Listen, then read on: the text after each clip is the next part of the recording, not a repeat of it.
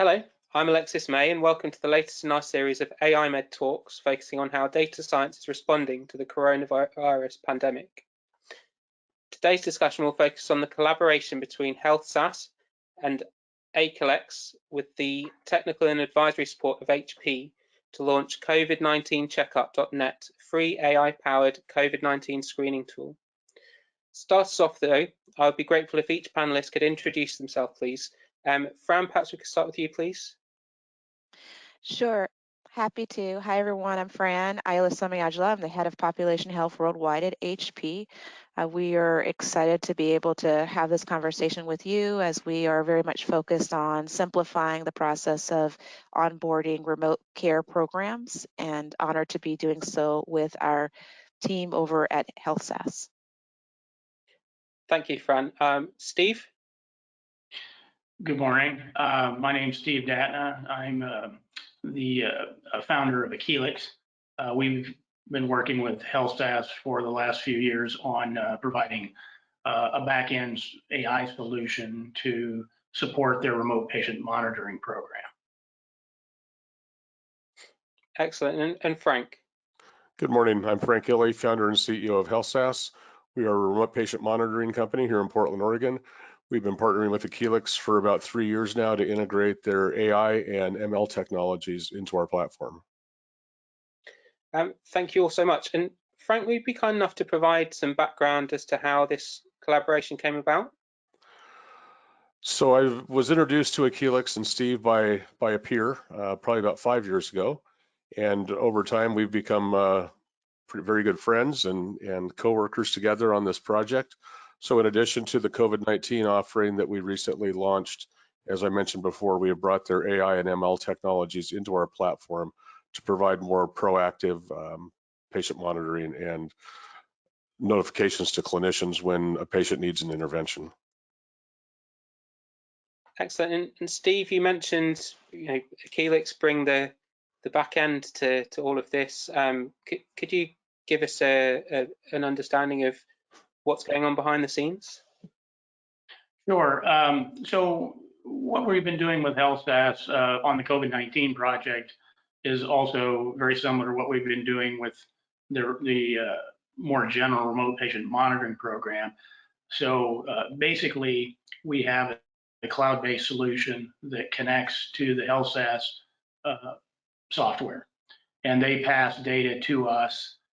There is a suite of tools. We call it the Adaptive Knowledge Engine, which is a suite of tools that combines a number of machine learning and AI methods into one solution. And we look at the data that comes in from that device.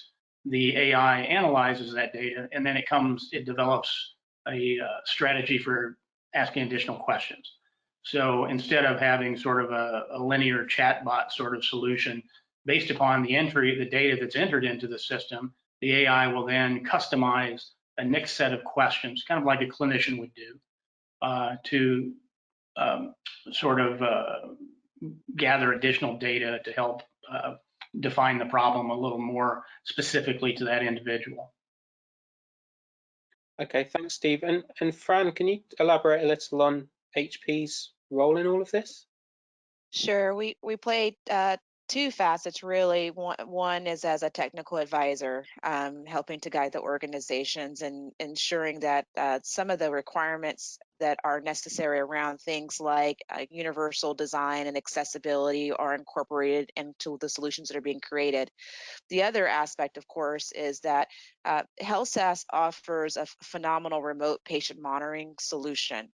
And to make that program accessible to all patient populations really necessitates simplifying the onboarding process for both the providers as well as for the patients themselves.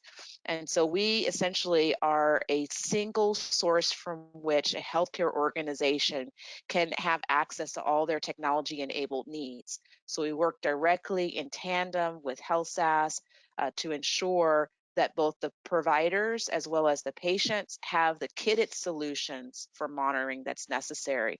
And when it comes to the AI aspect, as Steve has as talked about, we essentially are ensuring that from a technical aspect that they have access to the environments necessary to be able to support the volume of individuals that are accessing the network, accessing the overall platform.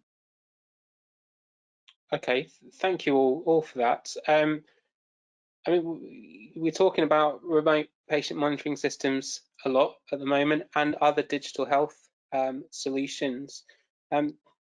Things have completely changed very quickly. We've seen a huge acceleration in deployment of digital health. When we get to whatever the new normal turns out to be, what do you expect it to look like in terms of digital versus face-to-face healthcare? Do you think we've, come to a new place in all of this? I think we have. I think we're going to see an acceleration in what we've been, I think, working toward for a number of years, which is the notion of distributed care networks. We historically have had problems with access. We have limited resources from clinical, from a clinical standpoint, doctors, nurses, and so on. That's not going to change. So we're constantly looking for new ways to address that access. And I think this particular situation has brought into focus the power that distributed networks can have to decompress our limited resources that we have. And I think what you'll see, much like what this COVID-19 tool does, is it pushes out the triage, uses technology to do a lot of the initial triage and data gathering for the clinicians. And then I think we'll see with the collaboration of those technologies, we'll see a greater utilization of non-physician resources in collaboration with the AI technologies to do a lot of the data gathering and sort of day-to-day surveillance of patients so that we can reserve our more complicated problems for our limited clinical resources. I would like to jump in on that one a little bit because I feel like essentially what's happening is we already started down this path and we've accelerated this path, and the path being one in which the responsibility is being pushed further and further to the patient, right? So it's moving, it has moved from bedside within a clinical environment to bedside within a patient's home.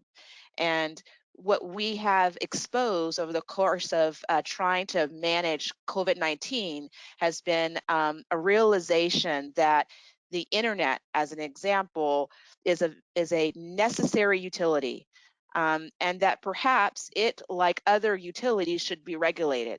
We have a challenge right now, and I applaud the administration on the efforts that have been made to ensure that telehealth, remote patient monitoring, all these remote care programs are now sort of available. We've given the go-ahead from a provider perspective to embrace it. But what we have failed to do, and in many respects, is really ensure that patients are able to successfully participate. And what we've gone through and what I'm continuing to see when I'm on calls at literally 3 and 4 o'clock in the morning are organizations who are trying to support individuals who don't have access and ensure that they do. So if anything, what I'm hopeful of is that the aftermath of this will be a world in which the new norm will consist of regulated internet as a utility and not just a luxury. Because if we're going to say that this is the way that care is going to be provided, we have to ensure that the infrastructure is there to support everyone. Thank you, Fran. That's a really compelling argument. Frank, any sort of closing thoughts from you about what the future might look like? Well, I think the future is now, quite honestly. As we've entered into this pandemic, it has changed things and pushed, digital health to the forefront. I think what we've seen over time is clinicians have been afraid of change, and there has been a perception that this would be an increased burden upon the practice.